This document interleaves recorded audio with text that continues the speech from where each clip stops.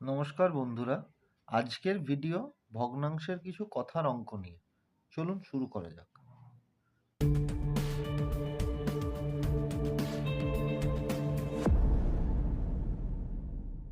প্রথম যে অঙ্ক সেটা হচ্ছে 150 টাকার 1/2 অংশ থেকে কত টাকা নিলে 30 টাকা পড়ে থাকবে।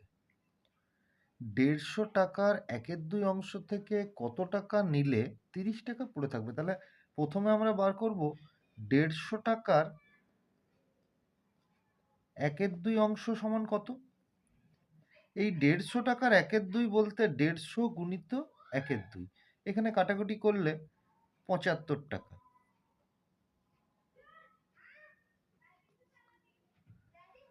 এবার বলছে 150 টাকার 1/2 অংশ মানে 75 টাকা থেকে কত টাকা নিলে 30 টাকা পড়ে থাকবে। তাহলে 75 টাকার থেকে আমি 30 টাকা যদি বিয়োগ করি তাহলে পড়ে থাকে 45 টাকা।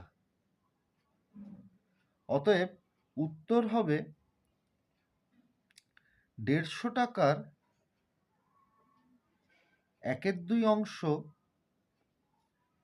থেকে 45 টাকা নিলে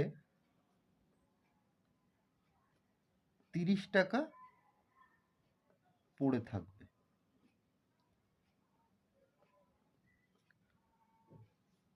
পরের অঙ্ক বলেছে 6-এর 7-এর 3 গুণের সাথে কত যোগ করলে 2 পূর্ণ 6-এর 7 হবে। মানে 6-এর 7-এর এটাকে যদি আমি একটা সাধারণ সরল হিসাবে সাজিয়ে নিই, যে 6-এর সাথে 3 গুণের সাথে কত যোগ করলে 2 পূর্ণ 6-এর 7 হবে। তাহলে ফার্স্টে 6-এর সাথে 3 গুণ মানে 6-এর সাথে 3 গুণ মানে হচ্ছে 18-র 7, 18-র 7। এবার 2 পূর্ণ 6-এর 7 মানে দাঁড়ায় 6 দুগুণ 7 দুগুণে 14, 6 20-র 7। তার মানে এর সাথে কত যোগ করলে যেন 20-র 7 হয়। 18-র সাথে সাথে কত যোগ করলে 20-র 7 হবে। অতএব 20-র 7 বিযুক্ত 18-র 7, মানে লসাগু করলাম 7 এলো, উপরে 20 বিযুক্ত 18 মানে 2-এর 7। অতএব উত্তর দাঁড়াবে 6-এর সাথে 3 গুণের সাথে 2-এর 7 যোগ করলে 2 পূর্ণ 6-এর 7 হবে। পরবর্তী অঙ্ক, রমার কাছে যতগুলি স্ট্যাম্প আছে তার 2/3 অংশ আমাকে দিল। রমা যদি 18টা স্ট্যাম্প আমাকে দেয় তবে রমার কাছে কতগুলো স্ট্যাম্প ছিল। তাহলে রমার স্ট্যাম্পকে আমি রমার স্ট্যাম্প হিসাবেই লিখছি, এর 2/3 অংশ সমান 18টা। অতএব রমার স্ট্যাম্প সংখ্যা সমান, এখানে 2/3 গুণ হিসাবে আছে, তাহলে এদিকে উল্টে যাবে, মানে 2/3 এইদিকে ভাগ হিসাবে আসবে, মানে জিনিসটা হবে 18 ভাজিত 2/3। এবার 18 ভাজিত 2/3 যখনই হবে সেটা 2/3টা এই ভাগ চিহ্ন উল্টে গুণ চিহ্ন হয়ে যাবে এবং 2/3টা 3/2 হয়ে যাবে। তো অতএব এখানে 27টি স্ট্যাম্প। উত্তর হচ্ছে রমার কাছে 27টি স্ট্যাম্প ছিল। পরবর্তী অঙ্ক খুবই ইম্পর্টেন্ট অঙ্ক। বলছে 16.23 মিটার লম্বা একটি ফিতের 3-এর একটা অংশ কেটে নিয়ে তাকে সমান 5টি ভাগে ভাগ করলে একটা টুকরোর দৈর্ঘ্য কি হবে। অতএব এটাকেও যদি আমি একটা সরলের মতন সাজাই, মানে 16.23 মানে হচ্ছে 3 × 48 আর 2 50-এর 3, তার 3-এর একটা অংশ আমি কেটে নিলাম, সেটা কেটে যেটা বেরোবে সেটাকে সমান 5 ভাগে ভাগ করব। এই রকম ভাবে আমরা যদি কোনো কথার অঙ্ককে আমরা সরলের মতন করে সাজিয়ে নিই তাহলে আমাদের যে কোনো ভগ্নাংশের হোক বা দশমিকের হোক অঙ্ক করতে খুবই সুবিধা হবে। অতএব এখানে ৩ ৩ কেটে গেল, ৪ দিয়ে যাবে না, ২ ৪ ৮, ২ ২৫, তার মানে ২৫-এ ৪ ভাজিত ৫, মানে ২৫-এ ৪ গুণিত ১-এর ৫, তাহলে ৫ ৫-এ ২৫, মানে ৫-এর ৪, মানে উত্তর দাঁড়াবে ১.১-৪ মিটার। তাহলে এখানে আমার উত্তর হবে ১৬.২৩ মিটার লম্বা ফিতের ৩/৮ অংশ কেটে নিয়ে তাকে সমান ৫টি ভাগে কাটলে এক একটা টুকরোর দৈর্ঘ্য দাঁড়াবে ১.১-৪ মিটার বা ৫-৪ মিটার। পরবর্তী অঙ্ক, জানলার পর্দা তৈরি করার জন্য বাবা ১২.৭ মিটার লম্বা পর্দার কাপড় কিনে আনলেন, কিন্তু বাড়িতে ৫.৩৫ মিটার লম্বা পর্দার কাপড় ছিল। ৩টি জানলার প্রতি পর্দায় এত মিটার ৪.৫৬ মিটার লম্বা কাপড় লাগলো, এখনো আরো কত মিটার লম্বা পর্দার কাপড় পড়ে আছে? তাহলে এইখানেও আমি যদি সাজিয়ে নিই এটাকে সরলের আকারে, যে ১২.৭ মিটার কাপড় ছিল, ৫.৩৫ কাপড় আরো এলো। এরপর ব্যাপার হচ্ছে ৩টি জানলার যে এই দুটো মিলিয়ে যে মানে কাপড়টা পাবো আমি, তার মধ্যে থেকে আমি ৩টে জানলার কাপড় আমি, মানে ৩টে জানলা, এক একটা জানলাতে লাগছে ৪.৫৬ মিটার, তাহলে ৩টে জানলাতে ৩ গুণিত এত লাগবে। এবার তারপরে যে কাপড়টা থাকবে সেটাই আমাকে বের করতে হবে। তাহলে প্রথমেই আমি এখানে সরলের মতন আমি এটাকে সাজিয়ে নিলাম।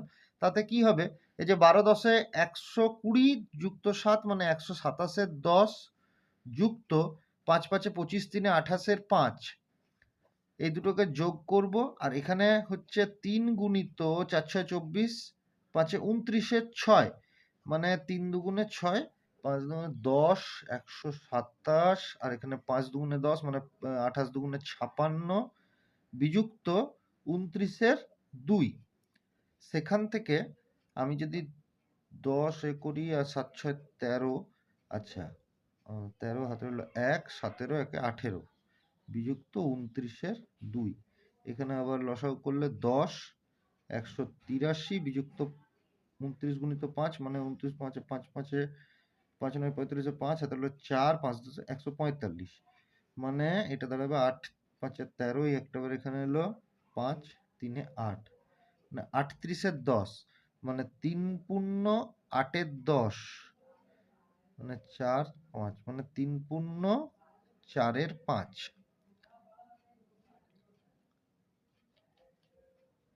এবার ব্যাপার হচ্ছে এখানে এই যে ৩৮-এর ১০ ছিল, এখানেও আমি কাটাকুটি করতে পারতাম। এখানে কাটাকুটি করলে আসতো ১৯-এর ৫। সেটাও আমি যদি পূর্ণ ভগ্নাংশে করতাম তাহলে ৩.৪-এর ৫ আসতো। কেন কি দেখুন, ৩ ৫-এ ১৫, ৪-এ ১৯-এর ৫ আসছে। আর আমি যদি এখানে ৩৮-এর ১০কে পূর্ণ ভগ্নাংশে ভেঙে, মানে ৩.৮-এর ১০ করে নিলাম, এবার ৮-এর 10কে কাটাকাটি করলেও আমার ৩.৪-এর ৫ই আসছে। মানে আমি যে কোনোভাবেই করতে পারি। তাহলে আমার উত্তর দাঁড়াচ্ছে যে ৩.৪-এর ৫ মিটার কাপড় পড়ে থাকবে। পরবর্তী অঙ্ক, ৫-এর সঙ্গে ৩-এর ৭ যোগ করে যোগফলকে ৪.২-৩ দিয়ে গুণ করি। এবার এই গুণফলকে ৪.৪-৯ দিয়ে ভাগ করে ভাগফলটি ৮.২-৫ থেকে বিয়োগ করি। এটা একটা, আমি যদি স্টেপ বাই স্টেপ করি বা সরল হিসাবে করি, যে কোনোভাবেই আমি করতে পারি। আমি যদি স্টেপ বাই স্টেপও করি, ৫-এর সঙ্গে ৩-এর ৭ প্রথমে যোগ করতে বলেছে, তাহলে যোগ করতে বলেছে, তাহলে হয়ে যাবে ৫ ৭-এ ৩৫ যুক্ত ৩, মানে ৩৮-এর ৭। এবার বলছে যোগফলকে ৪.২-৩, মানে ৩৮-এর ৭কে ৪.২-৩, মানে হচ্ছে ১৪ দিয়ে গুণ করব, মানে ৭ দুগুণে ১৪, মানে এখানে আসছে ৩৮ দুগুণে ৭৬/৩, ৭৬-এর ৩। এবার এই গুণফলকে এখানে গুণ করেছি, এই গুণফলকে 4 পূর্ণ 4 এর 9 মানে 36 যুক্ত 4 মানে 40 এর 9 দিয়ে ভাগ করব। মানে 40 এর 9 দিয়ে ভাগ করলাম। সেটা কি হয়ে যাবে? 76 এর 3 গুণিত 9 এর 40 মানে 3 তিরিকে 9, এখানে 4 2 দিয়ে কাটছি, 2 20, 2 38, 2 19, 2 10, তার মানে 57 10 আসছে। এবার এই 57 10 মানে বলেছে ভাগ করে ভাগফলটি এত থেকে বিয়োগ করি। মানে 8 পূর্ণ 2 এর 5 মানে হচ্ছে 42 এর 5 থেকে আমি 57 10 বিয়োগ করব। তার মানে আমার লসাগু দাঁড়াবে 10, এখানে দাঁড়াবে 84, 84 বিযুক্ত 57 মানে 7 7 7 7 14, একটা বের এখানে হলো 6 6 2 8 মানে 27 এর 10, এটাকে আমি লিখবো 2 পূর্ণ 7 এর 10। Step by step. এরপরে আমি যদি এটাকে সরলের আকারে সাজাই, একে যদি আমি সরলের আকারে সাজাই তাহলে দাঁড়াবে 5 এর সঙ্গে 3 এর 7 যোগ করলাম। এবার যোগফলকে 4 পূর্ণ 2 এর 3 দিয়ে গুণ, সেকেন্ড ব্র্যাকেট দিয়ে দিলাম।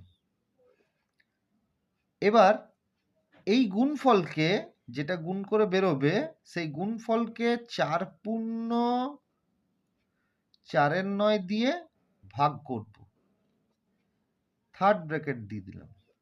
লাস্টে এই যে ভাগফলটা বেরোবে সেই ভাগফলকে আমি 8 পূর্ণ 2 এর 5 এর থেকে বিয়োগ করব। তাহলে এইটা আমার একটা সরল আকারে করা হয়ে গেল। কিন্তু আমি স্টেপ বাই স্টেপ করলেও আমার কোনো অসুবিধা নেই।